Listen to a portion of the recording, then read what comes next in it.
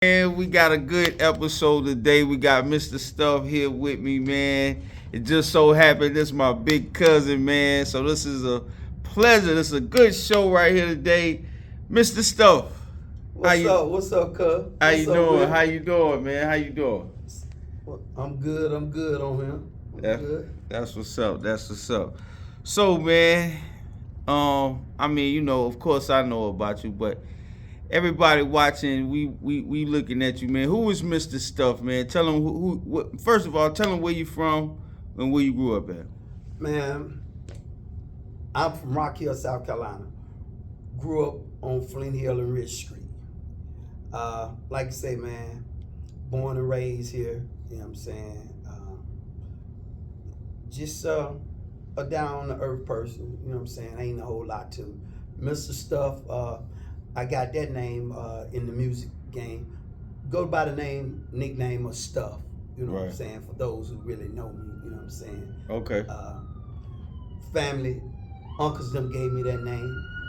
I was born premature, and I started gaining weight. My mama's favorite song was Mr. Big Stuff. So they took, as I got, started gaining weight. Yeah. They took the big stuff off there and just left for that stuff. So nobody Who do you think you are, Mr. Big Stuff? Nobody never knew. I don't even tell a story, but yeah, my Uncle Joe and Larry them. Yeah. That's how that name came about. That was my mama. Man. That was my mama's favorite song. Favorite song? Mr. Big Stuff. Mr. Big Stuff. Yeah. Oh, man. And that name carried you all the way up to age 18, 20. Okay. Wow. So what made you start getting into music? Like your first like what made you really start liking music? Or who inspired you? My uncles. Okay.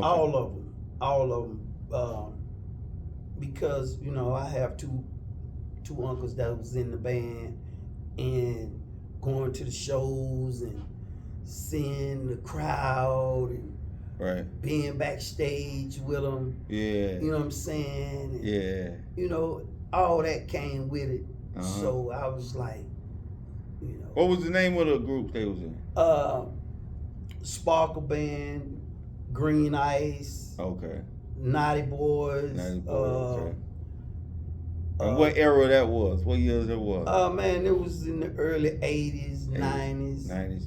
Going into the 2000s. Going to 2000. Yeah. Okay. And what year you graduated high school? I graduated 88. 88. So around that time, how the music scene was in Rock Hill? The music scene was the R&B. You know what I'm saying? It was the R. Kelly, the Joe. H-Town was on the rise. Okay. You know what I'm saying? You had Jodeci, KC them. Okay. You know what I'm saying? Okay. In that era, you know what I'm saying? You had there was a lot of love making music. Yeah. R&B, yeah. Okay. It was about life was about love. Okay. Wow, you say life was about love. Yeah. As far as that time and how you felt in that era? Right. It wasn't the Beyonces. Right. I think when the Beyonce came and the era changed things, she changed the dynamic of women minds. Right. Because she was the only one still with a man. Right. Singing about being independent. Right. From a man. Right. And everybody was jumping on, I can do my own thing. Yeah. But the concept of the song was she wasn't independent. Right. She's still in a marriage and still with a man. Yeah. So everybody took that and ran with it to, I don't need a man. Right. And it's from there I can pay my own bills and so on and so forth. Yeah. Yep. So get back to it, and I had to agree with you on that. But you know, back to the music part. Like, okay, so there was an unfortunate situation that happened to you. You know, around, I want to say, how old you were? At the time, I was just 19. 19 years old. 19 years old. Yeah. If you don't mind, take us to what happened to you that, like, because I'm familiar with the situation, but you know what happened kind of that changed your life at 19. I had an altercation with a guy, and with a guy spitting on my daughter and whatnot. Mm-hmm. And me and him had a run in, and the guy passed away. Mm-hmm. Off the run in, Mm-hmm. and I wind up doing some prison time behind it. Mm-hmm. You know what I'm saying? Mm-hmm. But I never took it as a negative. Right. You know what I'm saying? It just only made me stronger in my belief in God. Right. Because I couldn't find the answer from nobody else. Right. So I seek the answer from Him, and God gave me the answer. Mm. So it made it a lot clearer, a lot easier for me. Right. Not for other people. Mm. Because they don't, they didn't understand, and they still don't understand if you don't have a relationship with God. Mm. You're going to stress about it. You're going to beat yourself down with it. Right. And you'll let other people beat you down. Right. But who is they?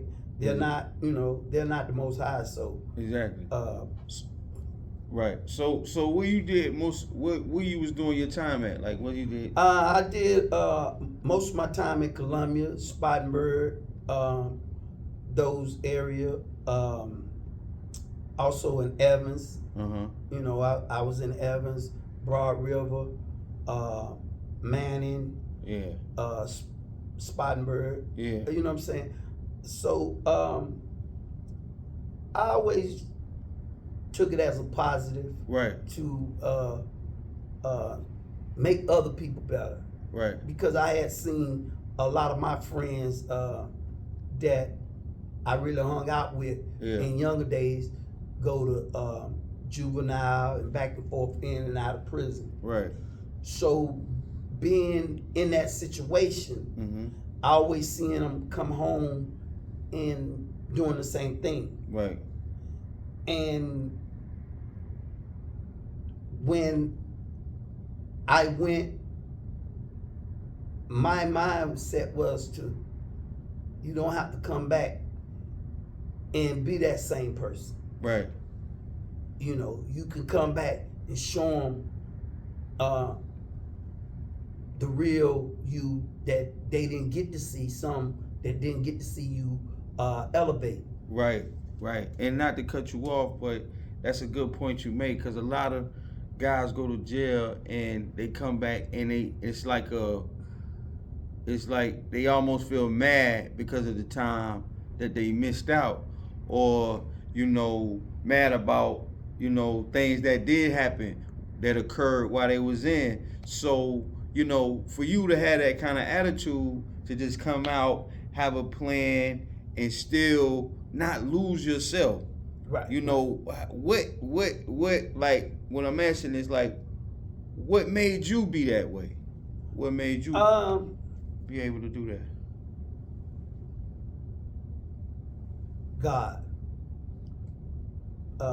Right. It's sitting down, reading your Bible, studying, wanting to know who Jesus is. Mm-hmm.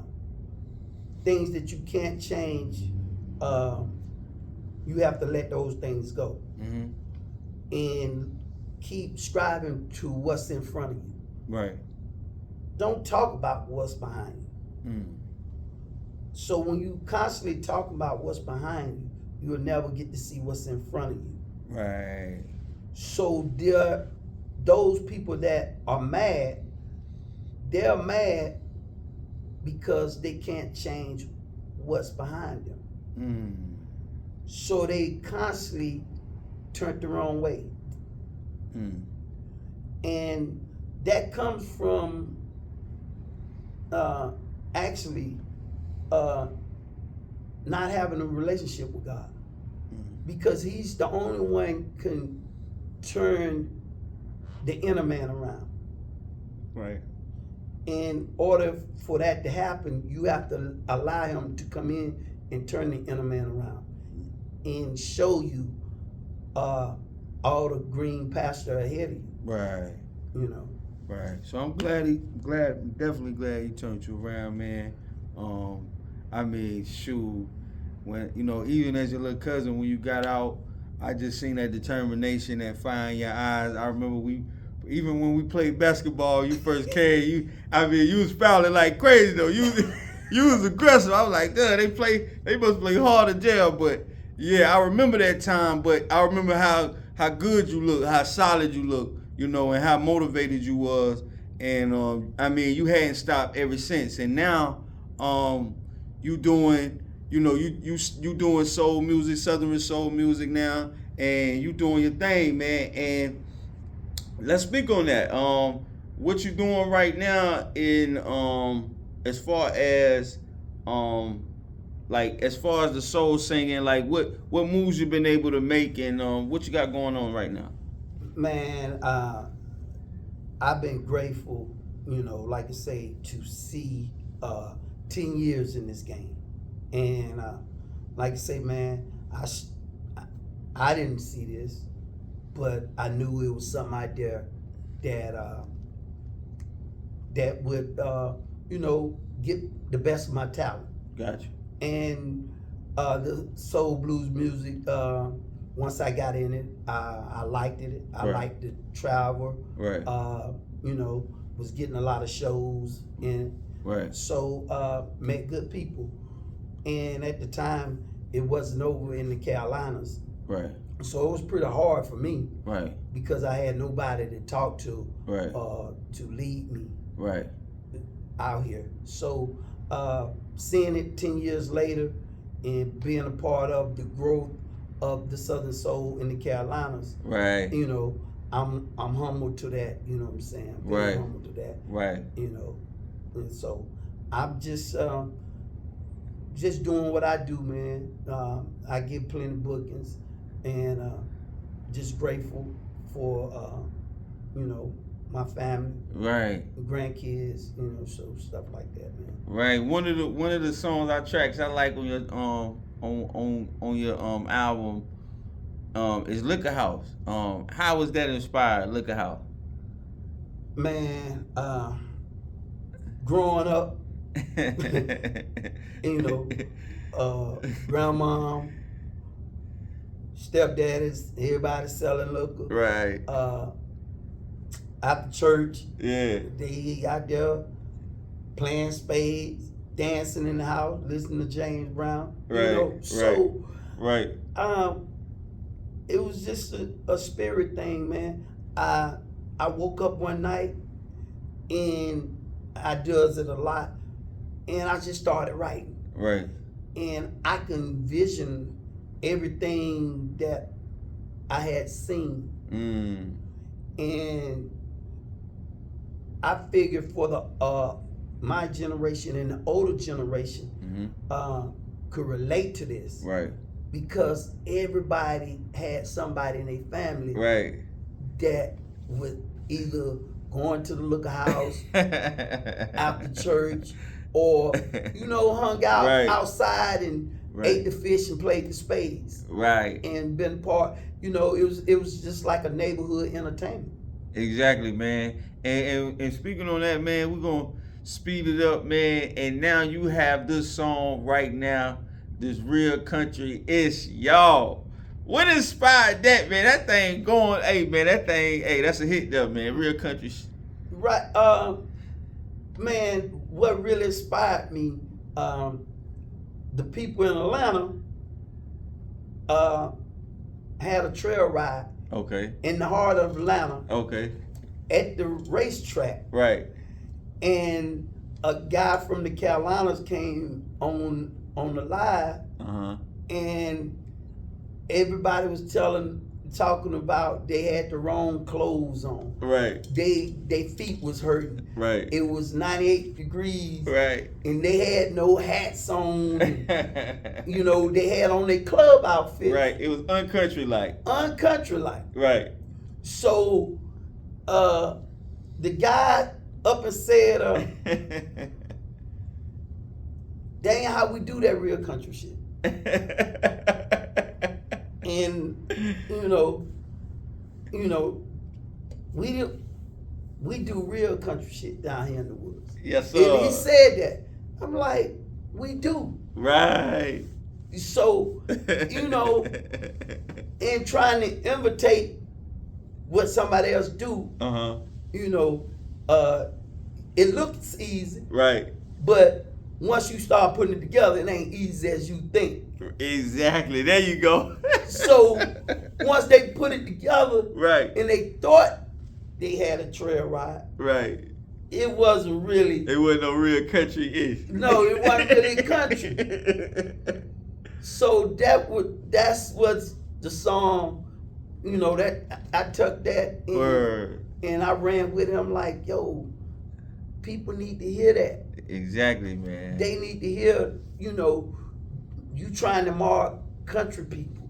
Right. Doing, in which you're not doing country stuff. Right. So, Mr. Stuff, tell us where they can find that track at, man, that country. Oh, man, you can find it on Apple Music, Spotify, YouTube, on Instagram. It's on all platforms. And what's the real title? I know I'm saying country. Well, what's the real title of the song? The real title of the song, We Do This Real Country Shit. We Do This Real Country Shit. Mr. Stuff, man.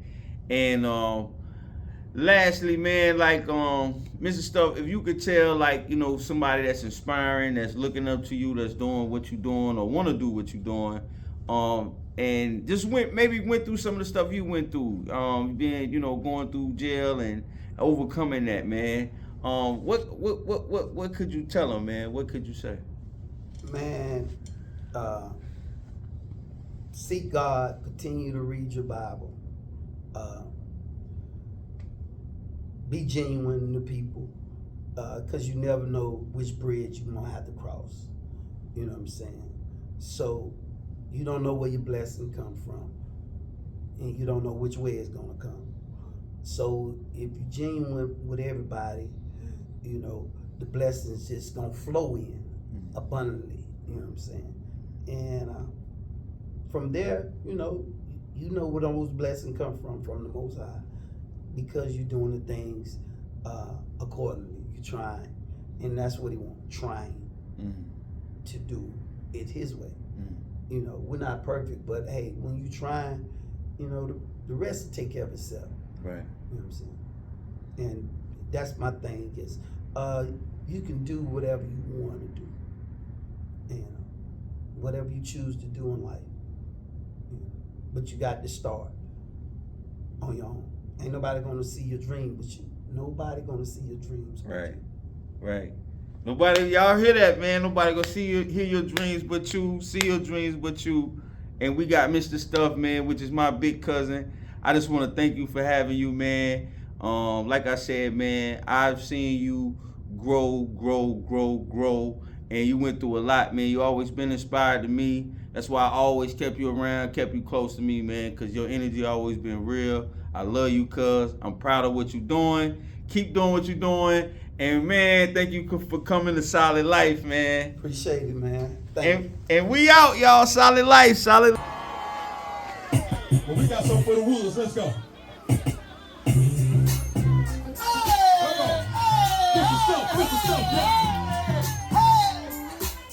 This is stuff, let's go. Greenwood! Ah, shit. Y'all know what we do in the country. What you do? We do this real country shit, y'all. Down here in the woods. In the woods. We do this real country shit, y'all.